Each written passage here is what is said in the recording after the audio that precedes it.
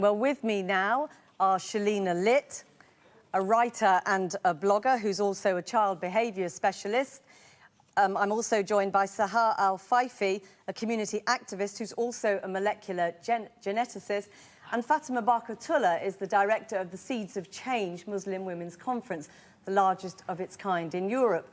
Also here are the writer and commentator Douglas Murray, Kola Hassan, who's a lecturer and advisor on Islam, and last but not least, the writer and broadcaster Yasmin Alabai-Brown. Can I just begin with you, Fatima? Yes. 56% of British people don't really support the wearing of the full face veil in public. They don't want it. Well, I think it depends on where you take the poll, really, because, something that I've recently launched is a project called Secrets of a Muslim Woman, and it's all about letting people know why we do what we do, because I think a lot of it is to do with not really being familiar with it. You know, I mean, my message to the British public is that you've got nothing to fear. You know, this is a piece of cloth. They don't feel that, though, do they? Because elsewhere in this poll, a majority said they don't know how to relate to a woman wearing a full face veil. I think, you know, the people who have actually interacted with women who wear the face veil, people who work with them. I mean, we're in East London today. In East London, the veil is practically, you know, normal on the streets of East London. People who've actually interacted and worked with women who wear the veil have absolutely no problem with it. I think it's the fear of the unknown. Douglas Murray, would you like to see the veil banned here? Well, I think, like a majority of British people, I think that it should be banned in public places, particularly places like courtrooms, where it's absolutely imperative that a jury are able to see the faces of people who are accused. As for an overall ban, I think, look, my own opinion is that niqab is highly undesirable. I think that we live in a society where people do show their faces, where huge amounts of our social interaction depend on people showing their faces. I think that it's very difficult to enforce a ban in public places like streets, but it should be certainly a desirable thing to discourage its wearing. To impose a ban, but in principle you'd like to see one because you think in Britain it's unacceptable. In public buildings, in courts, in schools, in places like this, absolutely, I think a ban would be very sensible. In streets and so on, I think it's difficult, but it should be societally discouraged. Fatima? No, a ban, I mean, I think it's a complete overreaction. Look, the niqab has been part of the British landscape for the last 20-odd years, OK? Muslim women have been going about their business. We've got a radio presenter here, we've got a scientist, we've got talented Muslim women who've got a lot to give to this society, who've been doing so and been very sensible about it. When we need to remove our face veils, we do it. But how do you think we get through airport security? I mean, what about the fact that 56% of people are saying they don't want it here? You know what? I'm not surprised at all, because when you know that high-profile politicians making such offensive comments and big fuss about it, I am not surprised when the public say they are against it. We show our faces. Exactly. The British society, the fabric of the British society is respecting the public freedom. We are British. Public freedom is part of it, the religious freedom. What about the fact that people feel practice. uneasy? They said they don't know how to relate to women who have their faces covered. First of all, let them interact with us. Let us be open and engaging with them. This is number one. Secondly, 80% of communication in the world does not involve face-to-face. Twitter, Facebook, phones doesn't involve face-to-face communications. The issue is the problemization here. It's not existent problem at all. I'm sorry. I worked in this area for 7 years, about 15 years ago, and this was not, as you said, a norm. This has been imported and exported for reasons which we haven't got time to go into. We live in a society, in this society, and we live in a country which is very, very complicated.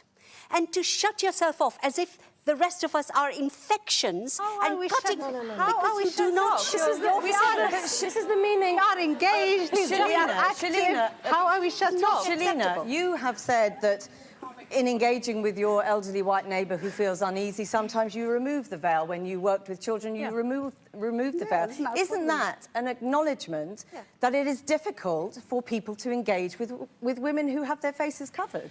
Yeah, I think it is. And I also honour what Douglas Murray has just said. He couldn't actually feel comfortable, and you know, I'm making a presumption here, but you couldn't say, let's do an outright ban. And that's great, because I understand you look at social cohesion. It's about looking at, let's isolate it. Whose discomfort are we going to favour? Because if I lift my veil, I'm then uncomfortable. and we've favoured someone's discomfort. We live in a society, but I don't believe in the French ban. I don't think you should do that. But why not? Absolutely, If you're opposed to it, no, if you I think there is a it's- very simple way of saying, and a non-racist way of saying, in public institutions, everybody, whoever they are, must show their faces. It's Muslim exceptionalism that is becoming the problem. No, it's If not. we have the same rule for everybody, and at home, on the streets, I don't want people stopped. Okay? We accommodate religious expression in this country. You know, Jehovah's Witnesses who don't want blood transfusions, Sikh people who want to wear turbans. We make exceptions, you know, in certain situations. And so, look, you know, I really want to reach out to the public and say, you've got nothing to fear from us. But take We're up British. Yasmin's- I was born in this take up country. I Yasmin's love this point. country. Take up Yasmin's point that this is about exceptionalism. Take up Yasmin Alibhai-Brown's point about this is about exceptionalism. We accommodate, don't we, in this country, and in my country, Britain, we accommodate religious expression. We do make exceptions for people, and there's nothing, and that's what I thought. And we cannot growing up in this destroy country. the minorities and the religious there may be belief in the name of equality. But what if the majority feel uncomfortable, feel uneasy and say they don't want it? I think then the onus is on us as well, isn't it? I mean, to actually reach out. And I'm hoping that this is just going one step towards that, to say to people, look, you know, we're human beings just like you. But if I And may, I have if children. I may We very have quickly, to hold religious freedom is an extremely important thing, and I think most people who would agree, I hope in this room, that Britain is the most tolerant place in the world to live, including as a Muslim. Yeah. But let's just add one thing to this, if I may. The issue of social interaction is very important, and not just to me, but obviously to a majority of the British people. Yeah. What I say tonight, what Yasmin says and other people say tonight, people see our faces, they know who said it. I'm sorry to say this, but nobody knows who you are. They can hear your name, they can't see you. If I say something stupid on television tonight, people know it's me saying it. If you do, with all due respect, you can disappear and no one knows. No, we're not disappearing. You What can does see this us say? here. Come the on. meaning of this thing is extremely important to address. The meaning of this thing is women are by nature dangerous to men at all. and society. No. Therefore, they must be covered, they must be buried. That's the meaning of it. And that's what I cannot accept. I mean, Fatima, come back on exactly that point, because we have spoken to women who say that they cover their faces because they don't want to incite passions among men. I mean, that is essentially Yasmin's point. Well, look, essentially, I think, you know, that's Yasmin's opinion. No, it's not my opinion. Yes, That it is. what It is it's your about. opinion. Ask the Taliban. Ask Taliban why they're imposing it. Yasmin, you know, I'm really sorry. Maybe you haven't really met women in Niqab. I would like to invite you out to my house. You know, you can see my face. We can sit together. We can have a laugh. And then I think it will change your opinion. Come to your house and see your face, though, could he? I can assure you I'm not going He to be could meet aroused. my husband. You're welcome. You would be welcome to, you know, come to my house. Kamala My husband's Hassan, yeah, here. can I You ask, meet I mean, him. you used to wear Yes, the I've worn it niqab for and then changed your mind. Why?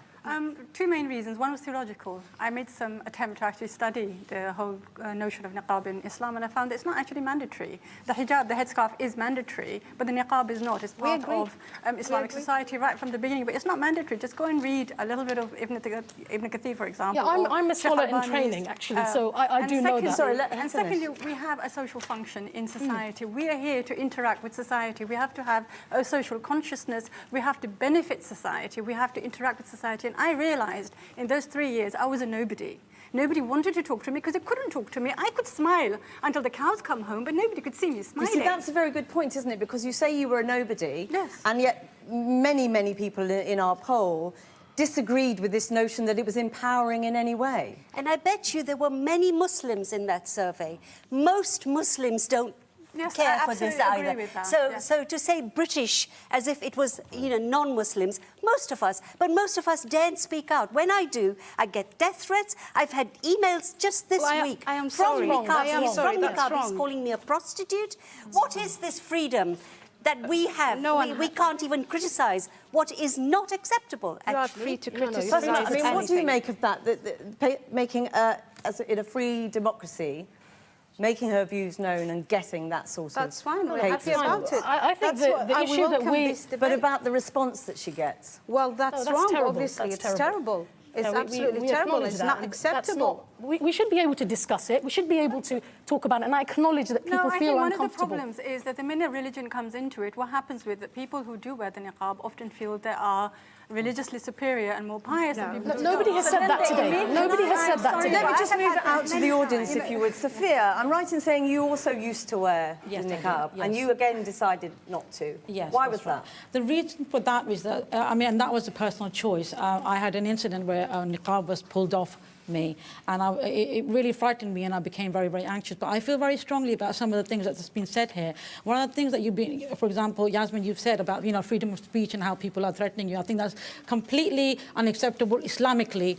You know, we can't be responsible for all the Muslims and for all the people around the world. Exactly. But I will say that just like you have the freedom of choice to express how you feel, we have the freedom of choice. I have a freedom of choice to not wear a niqab, and she has the freedom of choice to wear a niqab. Did you feel that you were forced out of wearing it, or did you come to a different view about it? Yeah, one of the things, it was a very personal choice for me. It meant a lot to me to wear the niqab. This is not shopping in Primark. This has a meaning, and it's the meaning I'm arguing about. And actually, but that's your perception. Let me explain to you the meaning It's then. a suggestion of your argument that these women don't know what their own choice is. That's your perception. They absolutely do know, which is why I'm objecting to it. Jasmine, but that's your perception. You think that this is how you... My perception... Very specific, if you would. You were a psychotherapist. Yes, I'm a psychotherapist. But you deal with women who are forced into wearing the niqab.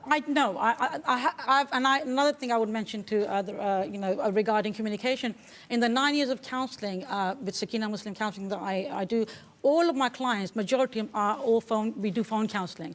And a lot of good work is done. I don't see their face, they don't see my face. So it's not really about looking at someone and really connecting with that person, because we don't connect with the outer, we connect with the inner. So you think the loneliness that you talked about seeing in these women comes from where? And not a single person, not a single woman has said to me, my husband has forced me to wear a niqab. What the issues they do have is regards to niqab, I am fearful to go out, I'm at home, I'm lonely, I'm depressed, I don't even want to go out because I feel like I'm not accepted. And the other thing I really want to express is that where is the humanity? You know, at the end of the day, you know, as a woman, as a person, as a human being, where's my right to be who I am? This is my identity. You have that right. You have that right, and you exercise it, and so are all of the other ladies in this room. But the question is whether or not, and I would ask this of I think everyone in the room who's covered, do you think that by covering your face from everyone else in society, you are exacerbating difference or making it less bad? Mariam, would any of you at least recognise that you are exacerbating a difference? Is this divisive? Well, first and foremost, I think we need to look at human rights, okay? In 1998, there was the Human Rights Convention, okay? Under Article 9, it specifically says we all have the freedom of expression, we have the freedom of belief, we have the freedom of so many things that, you know, like in this country, I thought Mariam, on Douglas Murray's point, on Douglas Murray's point, that this is, you know, do you understand that many people feel this is divisive? It is a curtain between you and the rest of society. Well, to be quite frank, I think people are free to feel how they want. It doesn't. I don't care how you feel. It's really no. Wait. Really and truly, it's about my human rights. My human right, I am allowed to cover. You don't have to just agree. Very briefly on the point that many people in the survey said that they feel unease, they feel uncomfortable, they feel anxious. Well, to be quite frank, I feel like that towards emos, but that's all right. Can I just point out, there is something fundamentally ludicrous about somebody dressed as you are talking the language of modern human rights. Absolutely. Well, to be fundamentally ludicrous. That's in your mind. That's in your mind, Douglas. Kola Hassan. This lady is constantly talking about rights. As a Muslim, you should know that responsibility is there as well. You have a responsibility to society around you. Exactly. I'm a community organizer. I'm a scientist. I am engaged with the community, so I'm not isolated. You have a responsibility. Sorry, 1 second. You have a responsibility in wider society. Well, obviously speaking, as a Muslim woman right now, you know, all this talk about there being a fear of us. Well, fear stems from ignorance. For them to be fearful, they need to understand us, and we need to understand them. Obviously, as British citizens, we do understand them. We were raised in British schools. We were some of us go to university here, we work here. We understand the British culture, but do you really understand the Islamic culture? Pardon me, that's not the role. You can't possibly understand the British culture because there's been hundreds of years. And my mother's generation, because I too am a Muslim, my mother's generation, they were beaten, bullied and burnt because they wanted to get rid of all of this and be seen as proper equals. You're betraying that history. And this country fought for women's rights. And you've now taken us back to the dark ages. I'm sorry, but... Can I just take it from Shabita? Yes. You are a doctor within the NHS. 1 second, please. You are a doctor within the... Excuse me, can we all listen to each other? You're a doctor in the NHS. Yes, I am. And obviously that is one of the very public places where a ban, you know, if it were to be considered, that Well, first of all, I would like to say that calling for a ban on niqab in NHS is actually talking about an issue that does not really exist. Because me and my friends, a lot of have been contacting a lot of doctors all across the 4 countries of United Kingdom, and none of them have ever come across a doctor who actually observed the face veil within NHS, or even a nurse. Exactly. So I don't really see that why an issue that does not really exist is actually being addressed. There is no one, or no doctor or a nurse who actually wears the niqab in NHS. Just very, even very myself, on that point, because isn't that an acknowledgement that there is a difficulty for many people, that patients would find it uncomfortable? No, it's not actually like that, because I am not given a choice to wear it within NHS. When I know it as a fact that if I wear my face veil and go to a job interview, I will never be taken up for a job. How is it to ask, you all here, how is it that you say it's an absolutely fundamental, you have to wear it, it's a right, it's a necessity upon you, but yet you say you go through an airport and it doesn't matter if you lift it? Is it so negotiable? In France, many of the women who said we cannot go out if we don't wear it have taken it off. Can I just say, Shalina. You know, there is a place where we have the right to exercise our right. And if this was a school or a playground, you know, as far as I'm concerned, the bullies are winning here. There is a majority of people who have the power and resources to put out there an image about the niqab. I teach in schools, and I said to a young bunch of children, I said to them, if somebody came into your school, a boy, and he had nail varnish on, and he had high heels on, you know, and you've seen him getting bullied, would you defend his right to be the way he was? Or would you ask him to change the way that he's dressed? Now, this is what I'm saying is, I said that I respected the fact that in context, you said in a courtroom, in the classroom, or in public settings where there are people who have got mixed opinions, that we should have policies and procedures that control these things. But being in Britain, I'm proud to be British. Just very briefly, can I ask you, Sahar, many of the women who came forward to talk to us today are very young. And actually, one of the questions that I think a lot of people ask is, you know, we've looked at Afghanistan and we've heard stories of women who have burnt the face veil and are terrified of the prospect of having to wear it again. Yeah. And they just don't understand how young women in Britain want to wear it here. Very briefly, if you can. Well, I started wearing the niqab at a young age, and the reason is after a research. It's a long spiritual journey. I found out that when I wear the niqab, I'll be closer to God. It's an act of worship, it's an act of modesty, and it's liberating and dignifying. And since then, I've never changed my mind. And although my parents, my mum, my sister, don't wear it. It's me. It's my personal choice. But yes, and in a free society, the opinions of other people also have to matter. It's not just about you exercising your choice. The way other people feel about that should be of some concern to you. But you know, these feelings are coming from negative prejudices. We have coming from you don't want men's opinions? No. You don't want men's opinions? I'm sorry, we are going to have to end it there. I'm really sorry. As the only man, I'm sorry you don't want to hear men's opinions. Thank you very much for joining us. I'm afraid that is all we've got time for, though many more people wanted to speak.